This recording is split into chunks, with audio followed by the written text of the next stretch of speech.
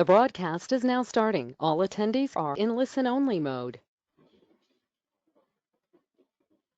Good afternoon. Thank you for joining this webinar on the RAD supplemental COVID-19 guidance. Go on to the next slide.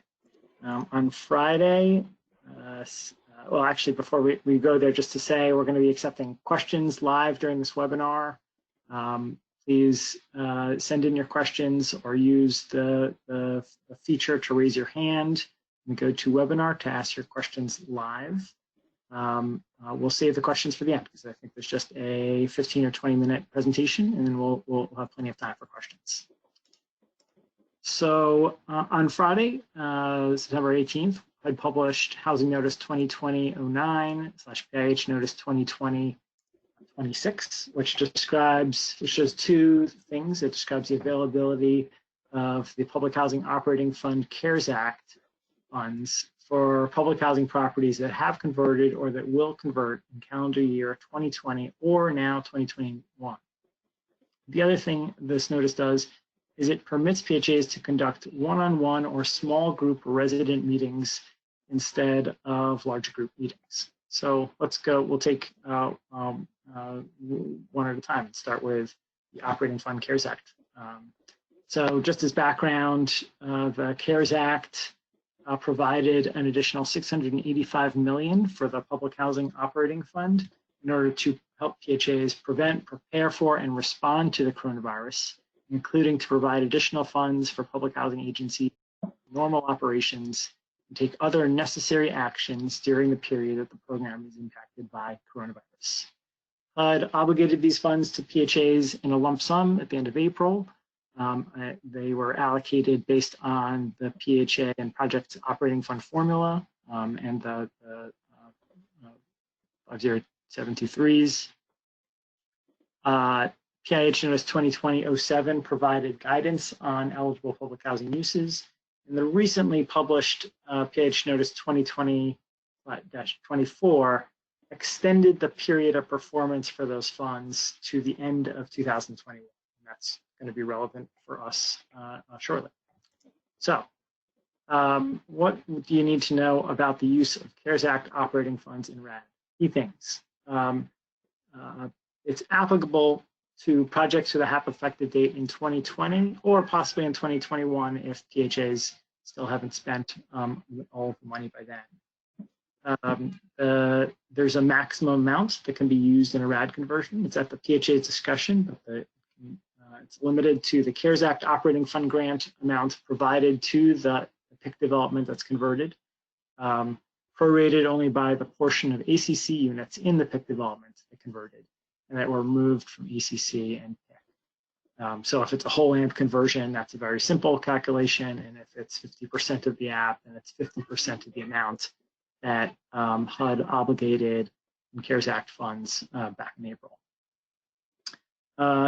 It can be used in a RAD conversion to cover operating expenses, capital expenses, or costs related to combating coronavirus. We'll go more into each of these in the next slide because each have some caveats. And very importantly, on the timing of expenses, they must be spent in the year of the conversion. That's the year of the HAP effective date, the year the HAP is effective, which is when the converting properties are supported through public housing funds. They can only be drawn down when an eligible cost has been incurred, and they may be used to they may be used to reimburse eligible costs that were incurred after March 27th when the CARES Act was authorized.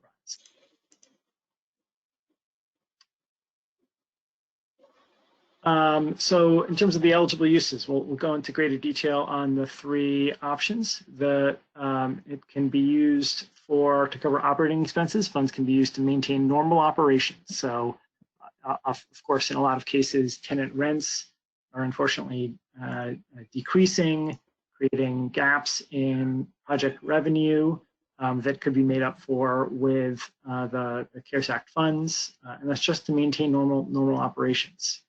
In some cases, the normal operating fund provides the project in the year of conversion, so the non-CARES Act funds can then cover other either the CARES Act funds can supplement those funds, or some projects may find that they've got additional funds available. Those normal operating funds can then cover other project costs or go into reserves. But the CARES Act funds have to be spent immediately and to cover an expense or immediately upon drawdown. This is probably the quickest or simplest way. Just sorry, go back to the previous slide. This is the quickest or simplest way that the funds can be used to ensure that they're expended in a timely way, that they're expended before the end of the year.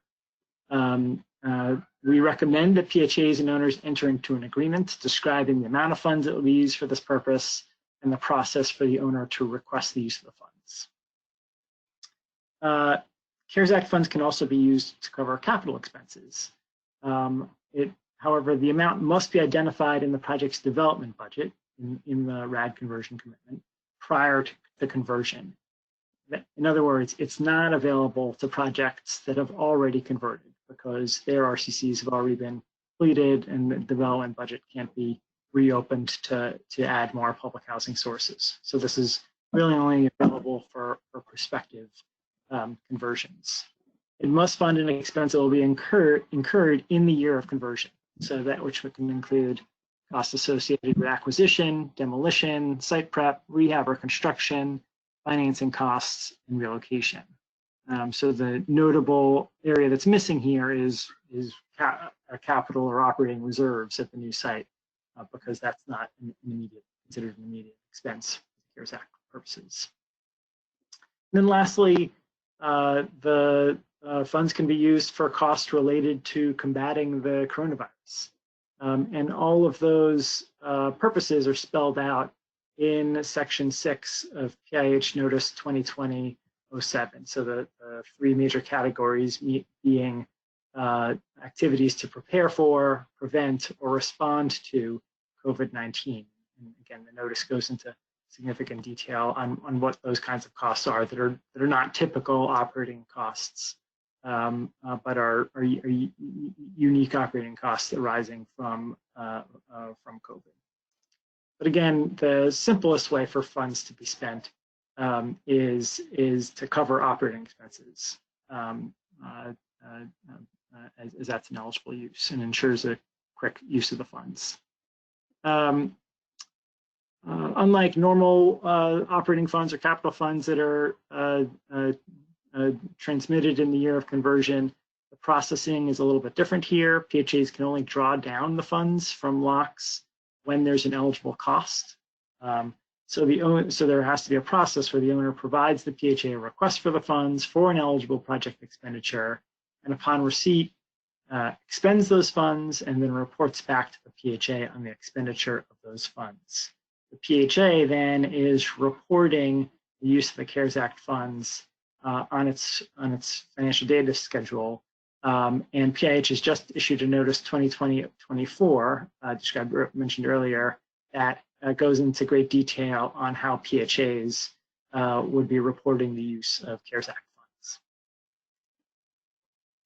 So just to summarize where we are, if a property converted earlier in calendar year 2020, the PHA can use those funds for normal operating expenses or COVID-related expenses, either ones that are going to be incurred through the end of the year, or to reimburse expenses that have already been incurred. If the PHA is expecting to convert in calendar year 2020,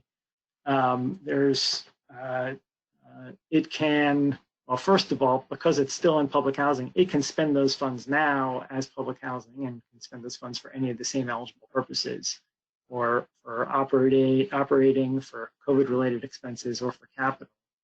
But if there are funds remaining, it can still expend those funds for normal operating expenses or COVID-related expenses after the conversion, but before the end of the calendar year. Or it could put the funds in the development budget and expend the funds before the end of the year. Generally, we recommend one of the first two options, as it ensures that there's not a timing issue of the money not spent before the end of the If a property is expecting to convert in calendar year 2021, basically the same three options apply as for those expecting to convert in calendar year 2020. It's very possible, we expect in most cases, conversions that happen in 2021, PHAs will already have spent down the CARES Act funds for eligible uses and won't have any remaining. But if there are funds remaining, we recommend looking at this guidance to see what are eligible uses. And again, to likely try to expend the funds prior to conversion. Okay, so the second area the notice covers is provides new flexibility on resident meetings during COVID-19. So the RAD notice requires PHAs and owners to hold resident meetings and to receive and provide response to comments during those meetings. But we often are asked, how should PHAs mitigate the transmission of COVID-19 while still keeping residents informed about any changes to their housing, their rights, and the timing of key events related to the conversion? Obviously, it's harder to hold in-person resident meetings, particularly group meetings, during this period. So we really have created two tools for PHAs. First, back in May, we published a set of frequently asked questions, which are available at this link and on our website, which describe how PHAs can hold meetings remotely using video conferencing or teleconferencing technology. So we know a lot of PHAs have used this, but there are challenges there, of course. It's not perfect.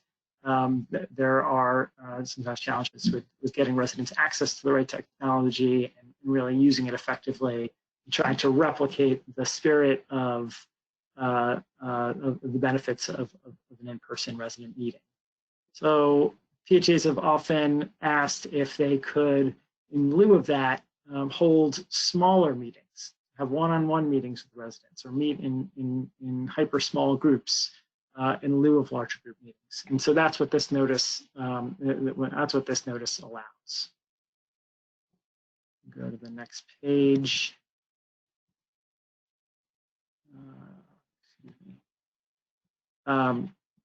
So we've described what would have to happen, what we'd expect to see with any of those smaller or one-on-one meetings, and we'll run down those now. One is there really needs to be proactive outreach to residents, informing them of an opportunity for a one-on-one or small group meeting, which could be in person or by phone or other technology. PHA needs to effectively convey required and relevant information to all residents, which may include individual meetings or calls, advanced distribution of flyers or other materials to mailboxes or doors. The PHA has to create an accessible vehicle for resident comments and questions. Consideration of accessibility should take into account the technology and resources available to residents. The PHA should provide residents an accessible vehicle for access to the comments and questions submitted by others and the PHA or owner's responses. There should be a means for residents to ask additional questions related to the conversion, following up.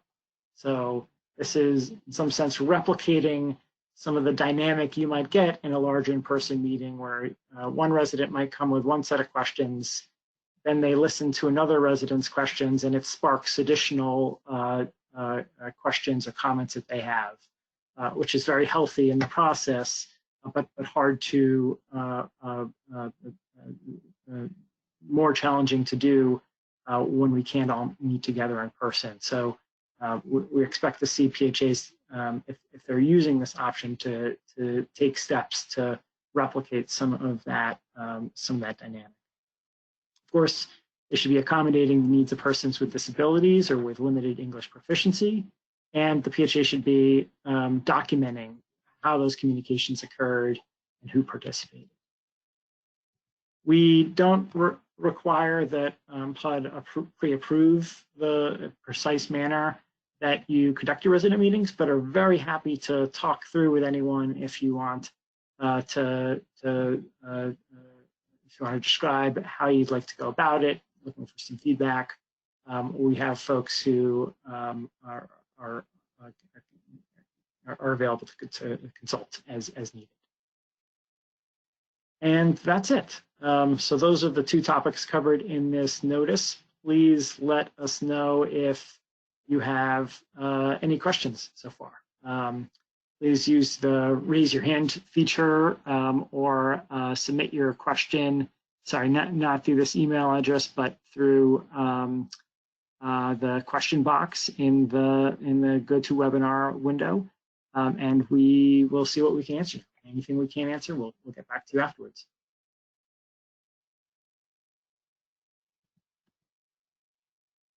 Any questions so far? Yep, so I got one for you, Will. Yep. Here we go. We got, should the CARES Act funds at the time of drawdown be treated the same as regular operating funds? Meaning, do we funnel them into the LIPH program and then transfer out to the RAD project?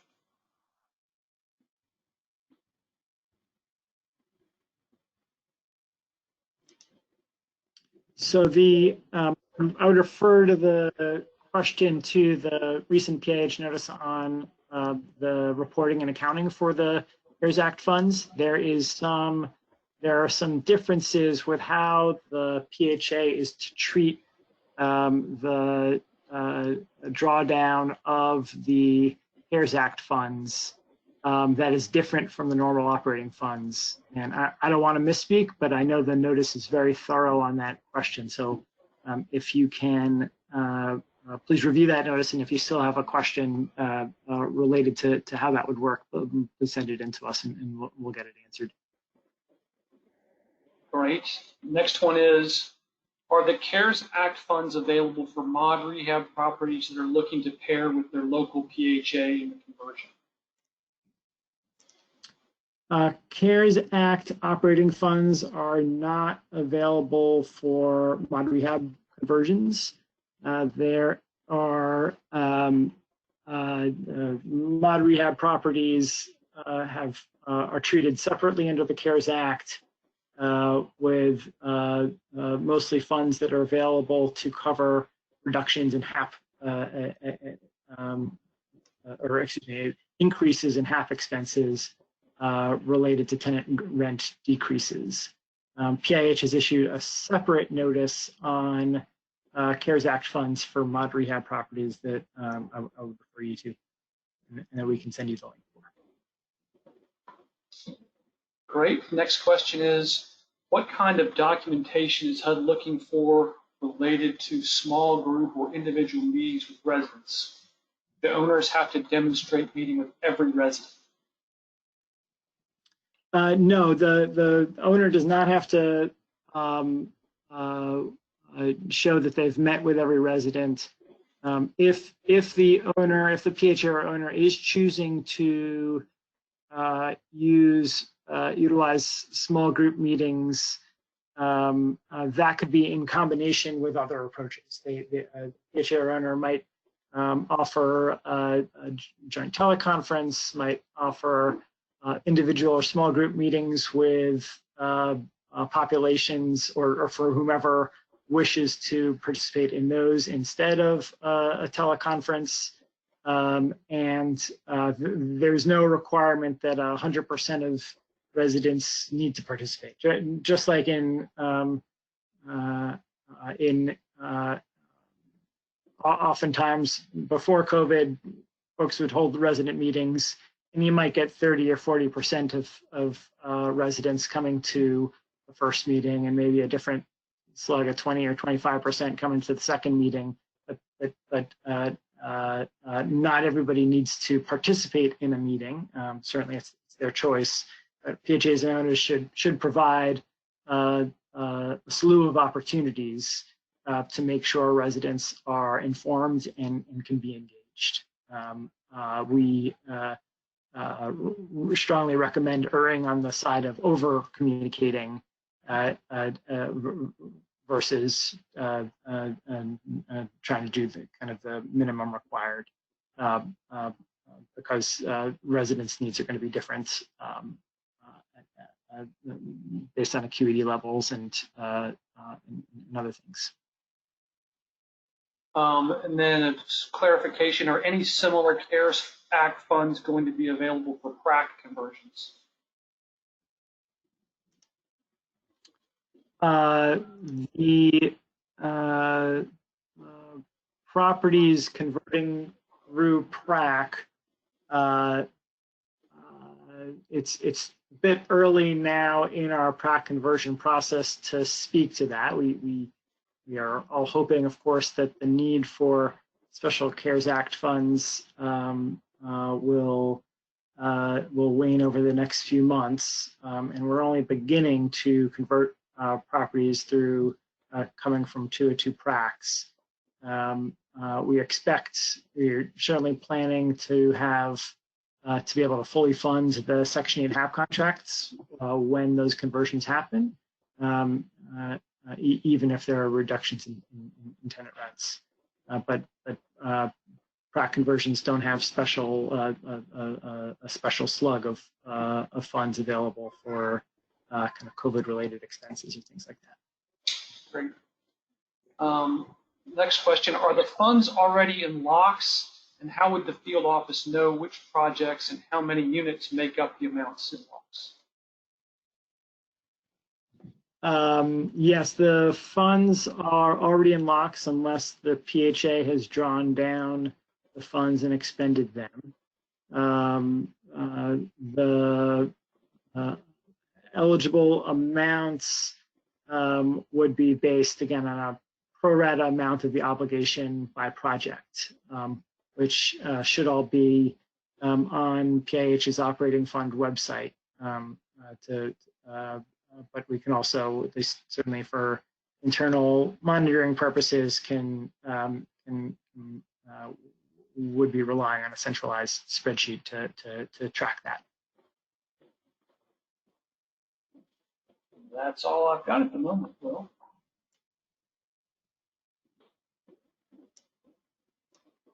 Okay. We'll wait. No hand raises either. We'll give folks another minute to see if other questions arise.